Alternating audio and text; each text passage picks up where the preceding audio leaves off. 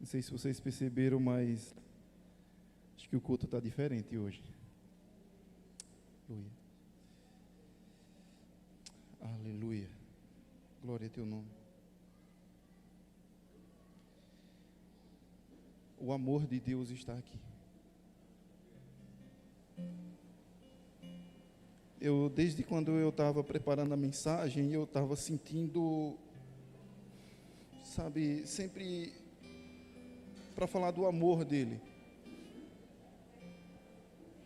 E, sabe, nos louvores, no que Deus está falando aqui essa noite, Deus sempre está demonstrando o seu amor, que Ele nos ama. Aleluia. Irmãos, o que Deus colocou no meu coração é exatamente isso, sobre o amor. E nós devemos entender uma coisa. Deus, biblicamente, teologicamente falando, Deus, Ele não tem amor. Ele é o amor. A essência de Deus é amor. A Bíblia fala que Ele é amor. Tudo que existe, Deus criou através da sua bondade. Tudo que a Bíblia fala que a bondade de Deus criou todas as coisas. Mas para salvar o homem, Ele usou o seu amor. Deus, Ele para nos salvar, nos resgatar do pecado, Ele nos amou. João 3,16 vai nos dizer o seguinte: Deus amou o mundo de tal maneira que deu o seu Filho unigênito, para todo aquele que nele crê não pereça, mas tenha a vida eterna. Porque Deus amou o mundo de tal maneira. Deus amou. Então, o que moveu Deus para nos salvar, para nos resgatar do pecado, foi o seu amor. Em Romanos, no capítulo 5, vai nos dizer que Deus prova seu amor para conosco, em que Cristo morreu por nós, sendo nós ainda pecadores. Ou seja, ele diz que a prova do amor de Deus para conosco foi que Cristo morreu por nós, sendo nós ainda pecadores. E o amor de Deus, ele é extraordinário. O amor de Deus, ele tem a amplitude e profundidade. O que significa isso? Amplitude, porque Ele abraça o mundo inteiro. Deus amou o mundo de tal maneira. Profundidade, não existe pecado grande o suficiente que impeça que Deus salve. Deus, Ele amou o mundo de tal maneira. E o texto de Romanos vai nos dizer que Deus prova seu amor para conosco, em que Cristo morreu por nós, sendo nós ainda pecadores. Profundidade. E isso está demonstrado nos evangelhos. Isso está demonstrado lá na cruz. Porque Jesus, veja bem, Jesus, quando ele morre na cruz, ele morre em uma condenação da pior que existia para o pior condenado que existia, era a cruz. Os romanos, para condenar os piores, eles procuraram um método de matar mais cruel que existia. Então, quem morria na cruz era aqueles que tinham cometido os maiores tipos de pecados, maiores tipos de crime. E Jesus, quando ele foi condenado, primeiro, você vê que Jesus ali, ele já substitui Barrabás. Barrabás foi salvo por ele. Mas Jesus, no momento de condenação, Ele ainda salva o ladrão na cruz. Quando Jesus está ali pendurado na cruz e o outro ladrão na cruz, o ladrão na cruz pendurado, e ele fala ali, mestre, nele, Senhor, Rei, lembra-te de mim quando entrares no teu reino. Jesus olha para ele e diz: hoje mesmo estarás comigo no paraíso. Então veja que Jesus, ele desceu no ponto mais humilhante para buscar um dos piores pecadores, para levá-lo à salvação. Isso é a profundidade do amor que Deus tem pela humanidade. Nós não sabemos o que foi que aquele ladrão na cruz fez, mas sabemos que o que ele provavelmente fez foi muito grave. Ele era imoral, ele confessa isso na cruz. Ele confessa na cruz, sabe por quê? Porque o ladrão na cruz, ele olha para Jesus, olha para o outro ladrão que está ali zombando de Jesus. Ele diz: ei, você está aqui, nós estamos aqui porque nós merecemos. Ele fala na cruz, ele diz: nós estamos aqui porque nós merecemos, mas ele não, ele é justo. E é nesse momento que ele vira para Jesus e diz assim: lembra-te de mim quando entrares no teu reino. Se você é rei, então provavelmente você tem um reino, e eu quero ser governado pelo Senhor. Ou seja, Jesus, ele mostrou que o amor que Deus tem para resgatar o homem vai profundo, vai nos locais mais inesperados.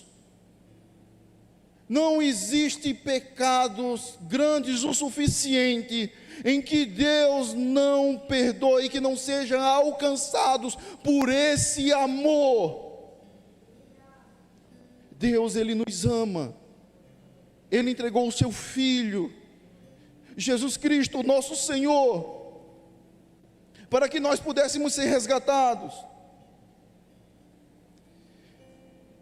E quando nós confessamos Jesus Cristo como nosso Senhor, nós somos salvos. O processo da salvação, ela tem algumas etapas. A primeira etapa da salvação é essa demonstração do amor de Deus. Deus, ele mostra o seu amor. O Espírito Santo, ele vem em nós e mostra o amor de Deus. Ele diz: olha, Jesus morreu na cruz por você, por causa dos seus pecados, e ele nos convence do pecado. Esse é o primeiro processo da salvação. Então, a salvação, ela começa não em nós, mas começa em Deus. Segundo, vem o arrependimento. Nós somos convencidos dos nossos pecados e nos arrependemos daquilo que nós fizemos de errado, daquilo que nós praticamos de maldades, e nós olhamos: realmente eu sou um pecador, eu entendo esse amor. Se Ele morreu por mim, e Ele está mostrando que eu sou um pecador, e está dizendo que me perdoa, então eu me arrependo dos meus pecados. Quando você se arrepende, o que é que vem em seguida? O perdão de Deus. Quando você se arrepende, Deus, Ele perdoa os seus pecados.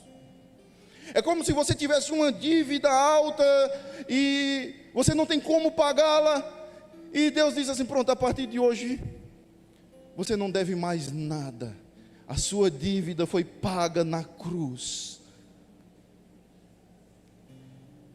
Em seguida vem o quê? Agora você já foi amado por Deus, já foi convencido do pecado, você já se arrependeu, você já foi perdoado. Qual é o próximo passo? Você pode até achar que é obedecer agora. Ah não, agora eu tenho que viver uma vida de obediência ao Senhor. E se eu disser que não é? Tem um processo antes. Antes de você obedecer a Deus, antes de você viver uma vida de santidade, tem uma coisinha que você precisa fazer. Abra comigo aí sua Bíblia em Lucas, capítulo 10.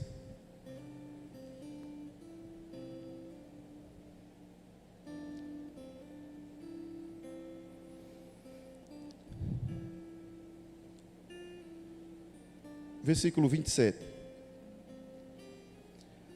Ame o Senhor teu Deus de todo o teu coração, de toda a tua alma, com todas as tuas forças e com todo o teu entendimento. E ame o seu próximo como a si mesmo. Antes de você obedecer a Deus, você precisa amá-lo. E o amor, ele vem depois do perdão. Lucas no capítulo 7, Jesus explica isso, Jesus fala isso. Ele diz, olha, para você amar, você precisa ser perdoado. Jesus está na casa de um homem, foi convidado para jantar lá, e ali é um cenário parecido com o que Maria fez em Betânia. Existem alguns argumentos contra que não é a mesma cena, que não é o mesmo episódio. Eu concordo que não seja o mesmo episódio. Aqui é outra cena, é outro local, outra cidade. Jesus está na mesa comendo e vem uma mulher com um vaso de nardo. Não, um vaso com unguento. E ela se ajoelha aos pés de Jesus e derrama aquele unguento nos pés de Jesus. E ela começa a chorar nos seus pés. E as lágrimas vai caindo nos pés de Jesus. E ela começa a enxugar os pés de Jesus com seus cabelos. Jesus está ali de boa e Jesus continua conversando. E todo mundo, se ele soubesse quem era essa, ele expulsaria, ele não deixaria. Se ele fosse realmente um profeta, ele saberia que essa mulher é uma pecadora e ela está tocando nele. Jesus olha para o anfitrião, o texto vai dizer que é Simão. E Jesus pergunta para ele, né, faz ali, olha, eu cheguei na tua casa, você não me deu água para lavar os meus pés, mas ela está lavando os meus pés com suas lágrimas. Você não enxugou os meus pés, mas ela está enxugando com os seus cabelos. Você não me beijou, mas ela está beijando os meus pés. E Jesus olha para eles e diz o seguinte: e ele faz uma parábola ali, né? Mas no final ele diz bem assim: aquele que é muito perdoado, ele muito ama. Então nós vemos que o perdão, ele gera em nós o amor. E esse amor de ser perdoado coloca em nós a obediência. Por que você acha que é importante falar sobre isso? Porque é possível você obedecer sem amar. É possível você viver segundo as regras. É possível você fingir. É possível você viver em aparência, mas o seu coração está distante de Deus. E Jesus não nos chama para obedecer, Jesus nos chama para amá-lo. Jesus, ele nos convida, ele nos chama para amar a ele, e através do amor, nós obedecemos ao Senhor. Abra comigo aí, João capítulo 13. Não, João 14. João versículo 14, o capítulo 14, versículo 21.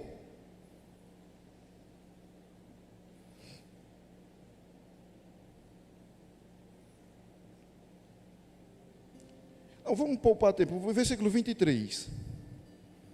É praticamente uma repetição aqui. Versículo 23. E Jesus respondeu: se alguém me ama, guarda as minhas palavras, e o meu Pai o amará. E viremos para ele e faremos nele morada. Quem não me ama, não guarda as minhas palavras. E a minha palavra a palavra que vocês estão ouvindo não é minha, mas do Pai que me enviou. Veja que tem a ver o que Jesus está dizendo. Vocês precisam me amar para me obedecer. Sabe por que Jesus fala isso? Jesus está vivendo em um contexto religioso muito forte. Os judeus, na época de Jesus, principalmente os fariseus, eles tinham normas e regras rígidas para obedecer, e dizia assim: olha, você tem que obedecer, você tem que guardar os mandamentos, e não importa o que você pensa, e não importa como é que está o seu coração, você tem que obedecer. E isso trouxe um grande conceito de obediência hipócrita. Jesus acusa os fariseus de hipocrisia, ou seja, vocês falam, mas não fazem, vocês dizem, mas não é, hipocrisia. Jesus, ele fala muito sobre os fariseus, ele diz: vocês são sepulcros caiados, vocês são aparentemente são bonitos por fora, mas por dentro vocês estão podres.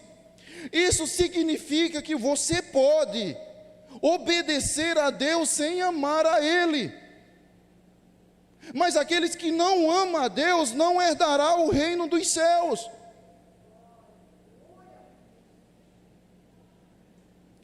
Tem um texto ainda mais profundo do que esse. Abra aí comigo, 1 Coríntios, no capítulo 13.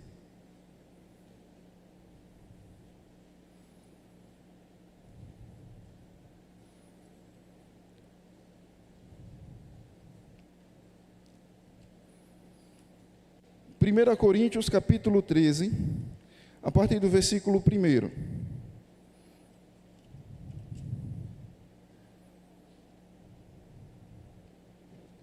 Olha o que o apóstolo Paulo fala.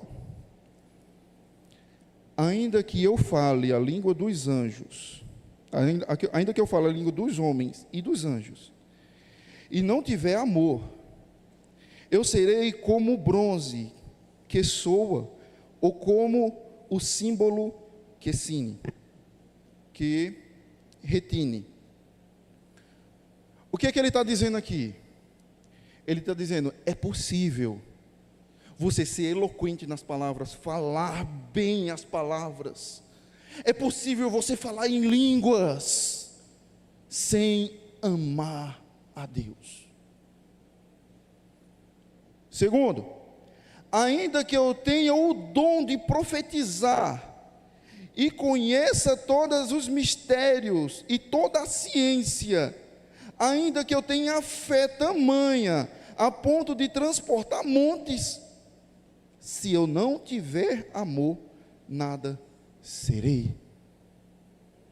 Imagina alguém vender todas as suas propriedades, e ele fala aqui em seguida, ainda que, ele fala mais algumas coisas, que você divida todos os seus bens, dê aos pobres. É possível, ele está falando de uma possibilidade, ele não está falando de uma regra, mas ele está dizendo: é possível alguém chegar ao nível de fazer grandes coisas e não entrar no reino dos céus. Jesus fala: muitos me dirão naquele dia: Senhor, Senhor, em teu nome nós profetizamos, em teu nome nós expulsamos demônios, em teu nome nós fizemos grandes maravilhas. E Jesus vai lhes dizer, e ele diz: eu lhes direi abertamente, não conheço vocês, que praticam a maldade. É possível você viver uma vida toda.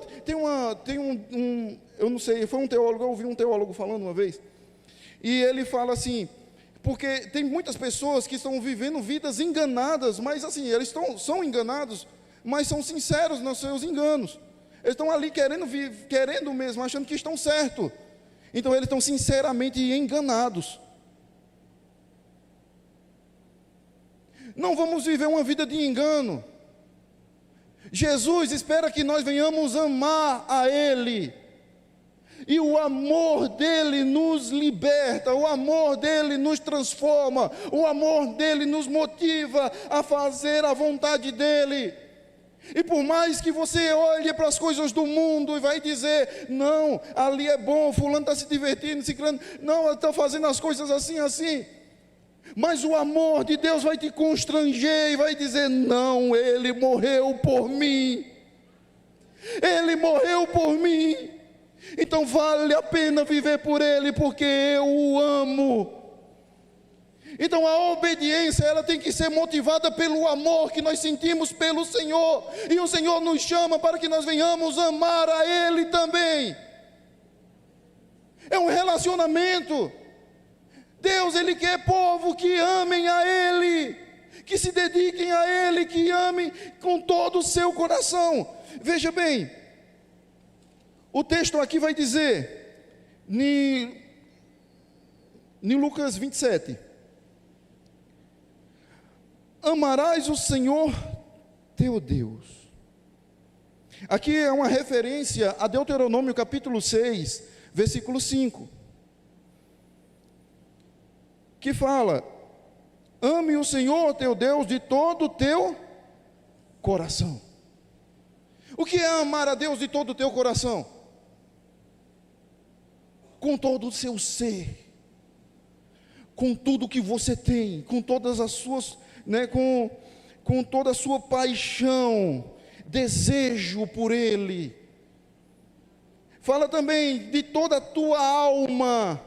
A alma é as nossas emoções, nossos sentimentos, nossos pensamentos, nossas convicções. Com todas as tuas forças. No texto original não tem isso, mas aqui foi um fariseu que falou, com todo o seu entendimento. Nós devemos amar ao Senhor não superficialmente, mas com intensidade, com verdade, não com falsidade, não declarar com a boca, mas viver uma vida ao Senhor, porque para nós sermos realmente aquele povo que ama a Deus, vai obedecer os seus mandamentos com facilidade. Por isso que o apóstolo Paulo fala em Romanos 12, e ele diz assim, transformem as vossas mentes. Transformem as vossas mentes para que possam viver a boa, perfeita e agradável vontade de Deus. Louvado e engrandecido é o nome do Senhor. O Senhor, Ele nos chama para esse amor. Sabe, eu acho que eu já contei aqui do filme de Mel Gibson, e naquela cena lá, como semana passada foi a Semana Santa, e na cena onde Barrabás, que tem a cena ali de Barrabás, Jesus, e Barrabás é liberto. É muito interessante aquela cena, porque o ator que fez o papel de Barrabás, ele era um ateu, e ele era um ator muito famoso na Itália, e ele ficou, ele esperava receber, quando o Mel Gibson ligou para ele esperava receber o papel de Pedro, porque tinha mais fala, tinha mais oportunidades ali. E quando o Mel Gibson disse para ele, olha, você vai fazer o papel de Barrabás, ele ficou meio assim, não quis a princípio fazer o papel, mas ele foi fazer o papel. E ele conta na sua história que Mel Gibson, ele disse assim, olha pessoal, vamos tentar evitar olhar, Jim Caviezel, que é o ator que fez o papel de Jesus, ele disse, olha, evite olhar ele nos olhos, tal, porque assim a cena é muito intensa, tal, você pode se comover, e como eram cenas corridas, sem cortes, então tinha que ser cenas gravadas direta. Ele conta que na hora ali, antes ele ficou se preparando para ser o Barrabás, então ele estudou muito, ele pesquisou sobre Barrabás, a história de Barrabás, ele leu a tradição, ele se incorporou no personagem daquele vilão, daquele homem que tinha feito grandes coisas, tinha matado um homem, estava sendo condenado porque ele era o líder de uma facção, e ele se incorporou ali no personagem. No momento em que ele está ali, né, soltem Barrabás, o povo gritando, né, soltem Barrabás e crucifica Jesus. Ele diz que no momento da cena, que era somente para ele gritar, ele olha para o lado. Quando ele olha, ele vê, ele diz no seu relato que ele não viu o ator, ele diz que viu o próprio Cristo, ele diz que viu o próprio Jesus ali transfigurado no ator, e ele diz que quando olhou nos olhos dele, ele diz que o olhar dele era um olhar de amor. Ele saiu dali e tal, quando ele diz que quando terminou a cena, ele correu para o seu camarim, e quando ele chegou lá, ele disse que sentiu um choque nas costas dele. Ele disse que não entendia, ele começou a meditar naquilo que estava acontecendo. Ele disse: como é que pode alguém me amar tanto para me substituir na cruz? Como é que alguém pode me substituir? Aquela cruz era para mim, era para eu morrer, era para eu estar no lugar dele, mas ele tomou o meu lugar.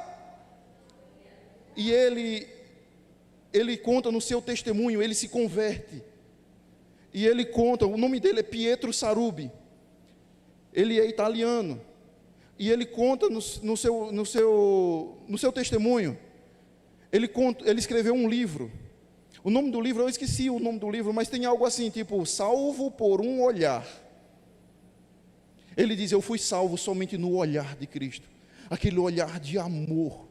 E toda vez quando ele conta aquela cena, ele chora todas as vezes, porque ele sentiu o amor de Cristo verdadeiramente na sua vida. E assim eu creio que aconteceu isso na vida de muitos aqui, e de milhares de pessoas no mundo inteiro, que foi alcançado por esse amor. Por isso que quando Jesus ele nos ama primeiro, o texto vai nos dizer: ele nos amou primeiro. Ele nos amou primeiro. E quando ele nos amou, ele se entregou. Ele disse: não existe amor maior do que esse, do que dar a vida pelos seus amigos. E ele se entrega por nós. E quando nós percebemos, nós entendemos a gravidade dos nossos pecados, quando nós entendemos o quão nós somos maus, e nós entendemos o amor dele e a graça dele, nós olhamos para ele e pedimos perdão. Ele estende as suas mãos, aleluia, ele estende as suas mãos e nos perdoa. No Salmo 40 nos diz que eu estava num charco de lodo, em um local horrível, mas ele me tirou. Ele me estendeu as suas mãos e me tirou de lá e colocou-me sobre uma rocha, firmou os meus passos, colocou um cântico nos meus lábios, um hino de adoração ao Senhor. Esse é o resgate lá na cruz, onde ele nos resgatou com as mãos estendidas. Louvado e engrandecido é o nome do Senhor. Louvado e bendito é o nome do Senhor Jesus.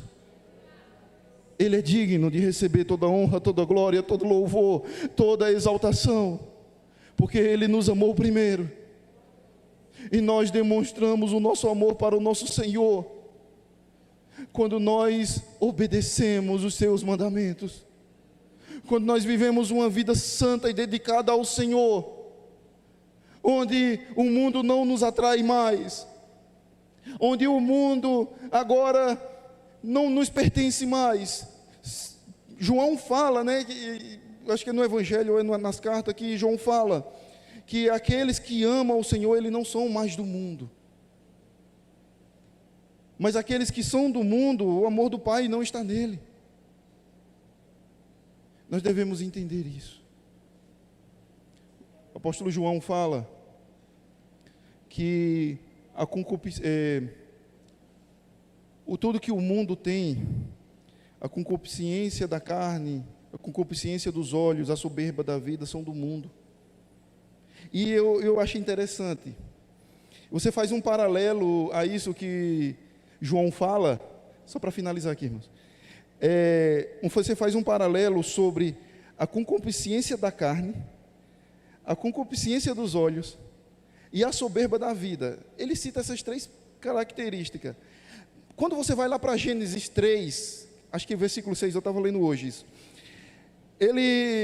Você vê que Eva, na hora que vai pegar o fruto, ela diz assim, que ela viu que o fruto era agradável, ou seja, a concupiscência da carne. Aí, Gênesis 3:6. E vendo a mulher que a árvore era boa para comer, ou seja, boa para comer, concupiscência da carne, agradável aos olhos, concupiscência da vista, e desejável para entendimento. Entendimento é o que? Soberba.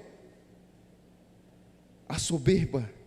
E ela tomou o fruto e comeu, e deu também ao seu marido, e ele comeu. Ele está dizendo que o pecado, ele tem esse poder de atração. O pecado, ele tem esse poder de nos atrair. Nossa carne vai desejar, os nossos olhos vão desejar, o nosso entendimento vai desejar. Por isso que nós temos que amar a Deus com todo o nosso coração, com todas as nossas forças e com todo o nosso entendimento. Aleluia! Aleluia! Porque se nós amarmos o Senhor com todo o nosso coração, com todas as nossas forças e com todo o nosso entendimento, nós temos força contra o pecado.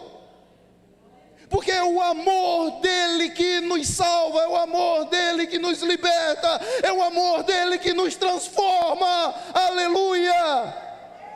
Vamos ficar de pé. Louvado e engrandecido é o nome do Senhor Jesus Cristo. Santo é o Senhor. Santo é o Senhor. Santo é o Senhor. A partir de hoje eu quero que você mude a sua oração. A partir de hoje eu quero que você mude a sua forma de orar. Comece orando, pedindo amor ao Senhor. Comece pedindo a Deus que Ele derrame cada vez mais o seu amor, para que você possa obedecê-lo. Porque muitas vezes nós nos preocupamos com tantas coisas, e são válidas as coisas que nós oramos, são necessidades que nós lutamos todos os dias, mas acima de todas essas coisas está o amor pelo Senhor. Então, antes de orar pedindo a Deus um livramento, uma cura ou algo do tipo, ore primeiro pedindo amor.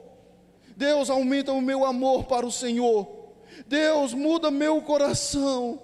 Eu quero te amar com todo o meu coração, com todas as minhas forças e com todo o meu entendimento. Aleluia, aleluia, aleluia. Vamos orar declarando esse amor.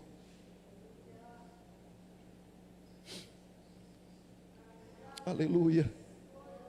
Aquele hino diz assim: como podes me amar, Deus, sabendo que eu sou um pecador? Aleluia.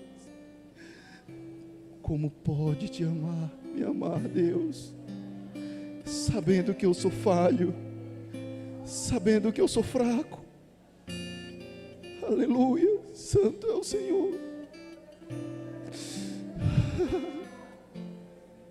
O teu amor me alcançou.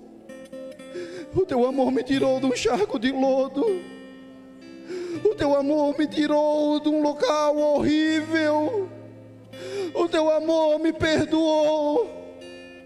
O teu amor me transformou. O teu amor me chama para perto de ti. O teu amor me chama para o céu, me chama para o teu reino. O teu amor nos chama. Senhor, Que a tua igreja, Senhor, venha viver esse amor. Que nós venhamos viver esse amor, porque o Senhor nos amou primeiro. Louvado e engrandecido é o teu nome, Jesus. Glória a teu nome, Senhor. Glória a teu nome, Jesus. Bendito e eterno é o Senhor. Glória a teu nome, Jesus. Nós te amamos, Senhor. Reconhecemos quem tu és. Tu és o Santo. Tu és Santo. Aleluia. Louvado e engrandecido é teu nome, Jesus. Oh Deus Santo, perdoa os nossos pecados. Perdoa as nossas falhas, Senhor. Que nós venhamos te amar, Senhor. E esse amor transformador, Senhor, transforma o nosso interior, transforma a nossa vida, transforma quem nós somos, Senhor.